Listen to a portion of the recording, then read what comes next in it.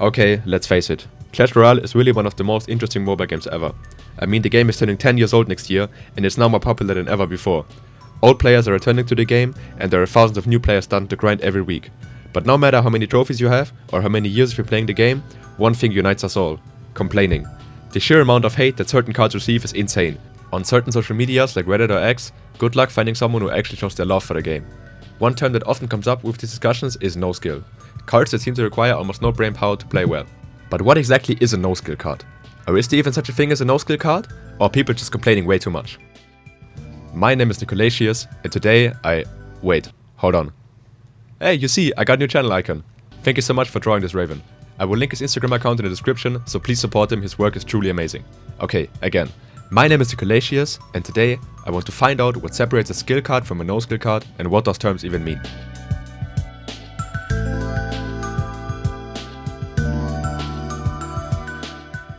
So, you see, this topic is very subjective, and it would be dishonest if I was only talking about my opinion. So I asked 30 people what they think is the most no-skill card in the game. Here are the results. The first 10% contains the cards that were only mentioned a few times. This includes Royal Recruits, Firecracker, X-Bow and Hog Rider. The next 10% said Prince, the next 10% said Witch, 20% said Boss Bandit, and 50% said, well, you can probably guess it, No, I'm kidding. Mega Knight. Let's talk about him for a second, because Mega Knight seems to be the poster child of no-skill cards. There's no Clash Royale player who never got tilted by this card at least once, so it's only logical to look at the Mega Knight's attribute first. Maybe this will help us find out what a no-skill card actually is. He has a lot of HP, deals pretty hefty damage, deals splash damage when he gets deployed, deals splash damage when he punches, and does splash damage when he jumps. He's just extremely overtuned, which is a very common theme amongst these hated cards.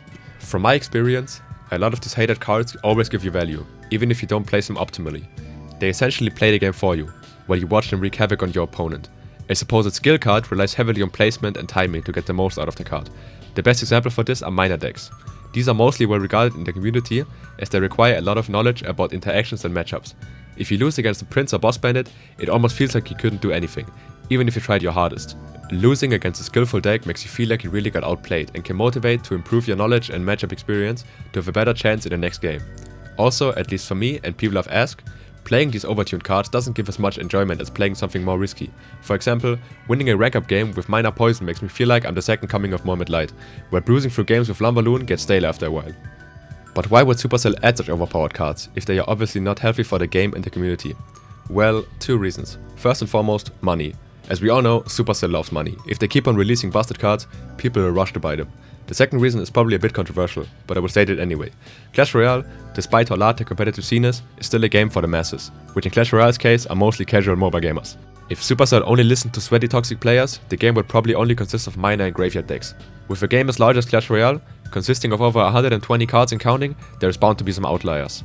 And well, this really seems to be the case. Everyone likes and dislikes certain cards. This just shows how diverse Clash Royale's cast is and how everyone sees the game through different eyes. Next time you load up Clash Royale, try mixing up your deck a bit and experiment with different playstyles. This could potentially help a lot of players to understand what these low skill ceiling cards are weak against and may help you find new counterplay. Grinding to high trophies is all about trial and error. Yes, maybe a Boss Bandit completely wrecked you in a recent game, but it is not a sign to give up or hate. It challenges us to become the best player we can be. Try to connect with the community, ask around, watch some videos. The game constantly changes, and so should we. Keep an eye out on what's favorable right now and try implementing it. It may seem tempting to just use a crazy broken meta deck, but even with how unbalanced these outlier cards may seem, there are hundreds of non-meta decks that can still help you hit high ranks if you're determined enough to practice and learn.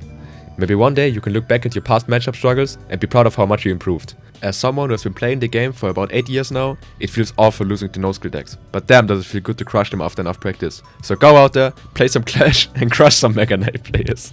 Thank you for watching.